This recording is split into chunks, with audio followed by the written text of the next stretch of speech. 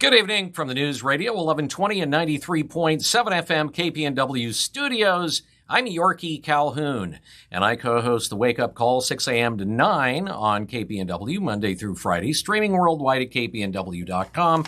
And as you probably well know by now, that's not my real name. I'm Bill London. Hi.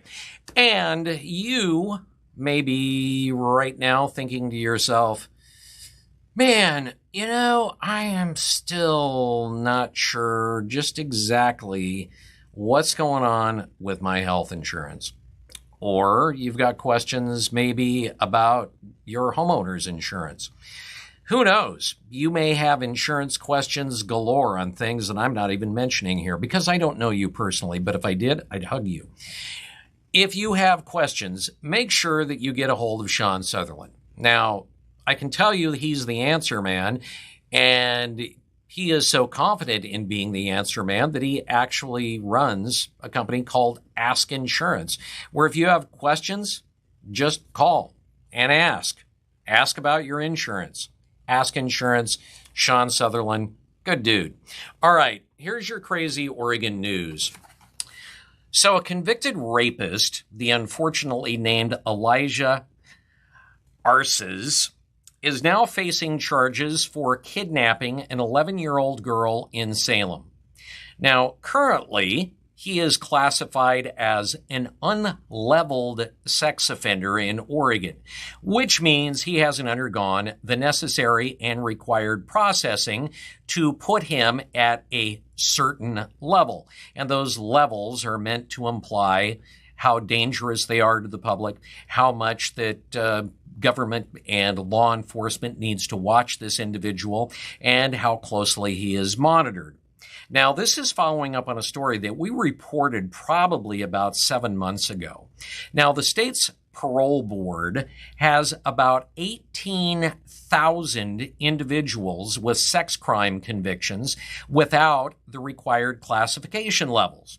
Like I said, we told you about this a number of months ago, and they said at the time, well, we just don't have the time to process them.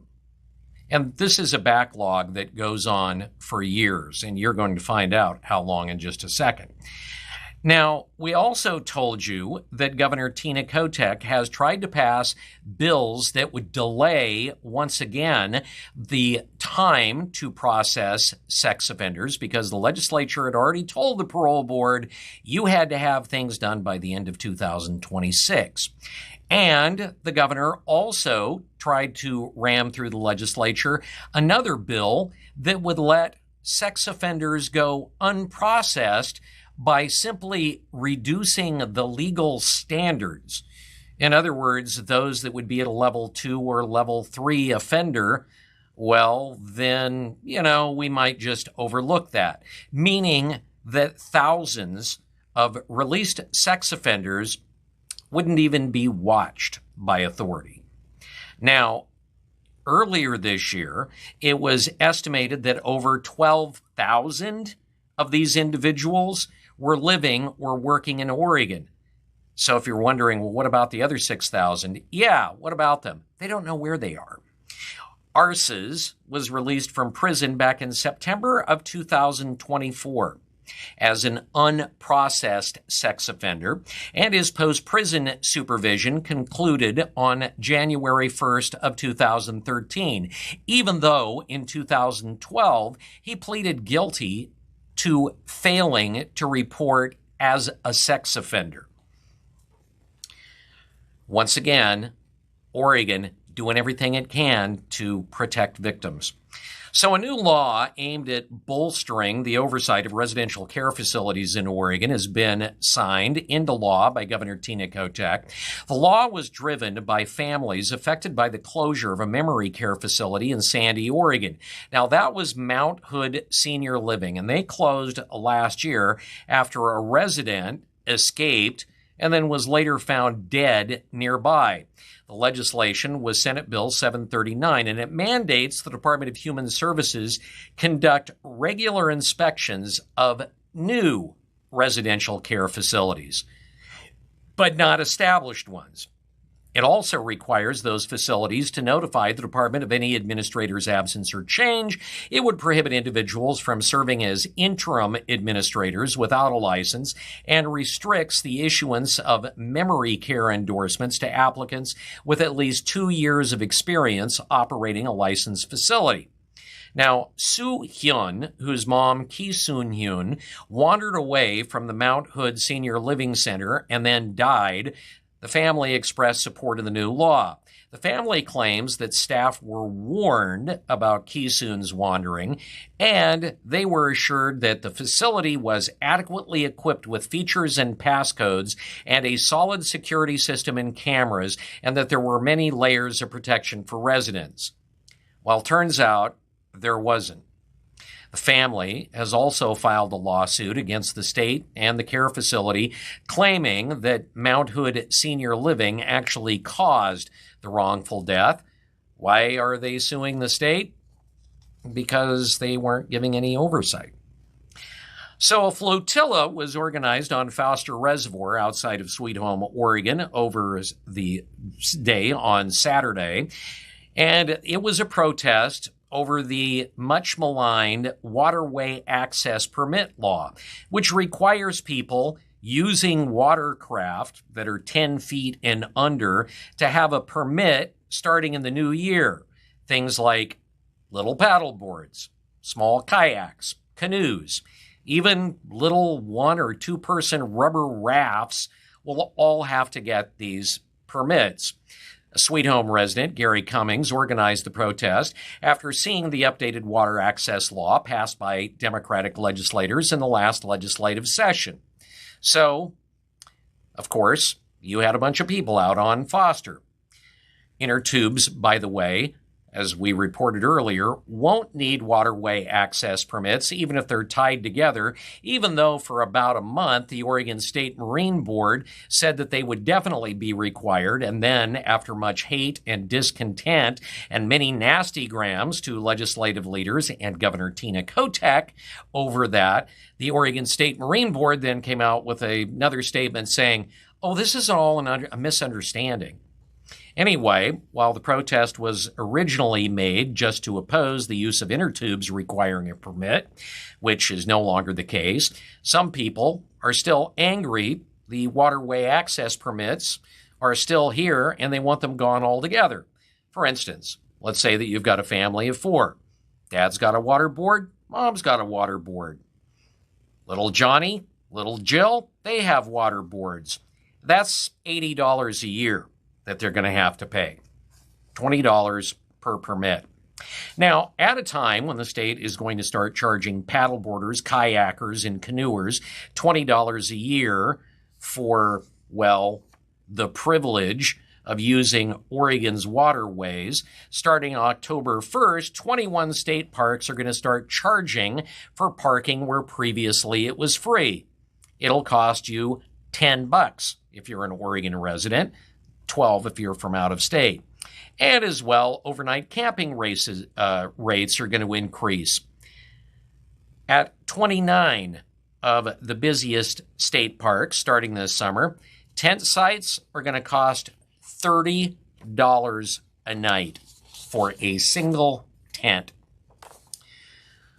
So Governor Tina Kotek has a plan. But will it fly during a special session of the legislature scheduled for the end of this month? At least one Republican representative, Ed Deal, floated the possibility on our morning show, The Wake Up Call, that at least there's some Republicans that may not attend and deny a quorum to pass the governor's Oregon Department of Transportation funding plan. Now, last Thursday, the governor rolled out her plan, the full plan, and she acknowledged that Republicans not showing up was a possibility. And she still said she's confident that enough lawmakers from both parties will show up and vote for the funding package. She said, quote, I'm confident that lawmakers will step up this month to avert these layoffs, and I appreciate their partnership in getting to the other side of this crisis. Now, as to the plan, some of it's already known. For instance, the governor plans to increase the gas tax by 6 cents a gallon, increasing car registration fees by $42, hiking title fees by $139, and doubling the state's payroll tax for public transit. Drivers of electric vehicles would also pay a $30 registration surcharge. The new portions Kotek announced last week included provisions to increase legislative oversight of the Oregon Department of Transportation, including forming a committee that would oversee ODOT's major projects. She also wants a performance audit of ODOT performed by the Secretary of State's office, even though technically she can't order the Secretary of State to do that, but she can ask. The plan would also gradually shift electric vehicle drivers to a pay-per-mile drive system and address the overpayment of trucking companies or by trucking companies for their share of wear and tear on state roads. And while there's concern about Republicans showing up, there is also a concern about buy-in from some Democrats. You see, technically, it would take only one Democrat, either in the House or in the Senate, to vote no to scuttle the plan. That's because a supermajority is needed to raise taxes by law in Oregon, and Democrats have a very narrow supermajority to do it, as long as no one defects. Now, that one in particular would potentially be Democratic Senator Mark Mead of Gladstone, who blew up the last massive ODOT funding bill that failed during the regular session.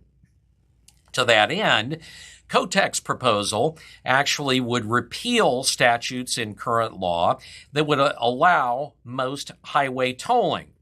Now, Meek, for a couple of years, has fought against tolling forcefully and very loudly and energetically, and was willing to endure the scorn of Democrat leadership to stop tolling. Well, the road funding system of tolling was once envisioned as a significant revenue source for freeway projects, and it received significant pushback from not only lawmakers of both parties, but also county lawmakers and municipalities. They were all furious about it. And for now, at least, the governor says, yeah, I'm willing to give that up. All right, so this money that's going to be raised, hypothetically, if her plan passes, most of the new transportation revenue would be split evenly between local governments and the Oregon Department of Transportation. Should the governor's package fail, well, the first round of ODOT layoffs will start September 15th. Speaking of money, Oregon is expected to lose about $1 billion in federal revenue in the next 2 years due to tax cuts in President Donald Trump's big, beautiful bill. That, according to the state and an analysis that was published at the end of July. Oregon's income tax system is linked closely to the federal system. The state uses federal taxable income, which amounts to 4 federal exemptions and deductions, to determine the starting point for the amount that businesses or individuals owe Oregon in taxes. So the tax changes in the federal bill are likely to benefit taxpayers in every income group, according to the state. Oh, but wait. We were told by our senators, Jeff Merkley and Ron Wyden, that only the rich were getting tax cuts.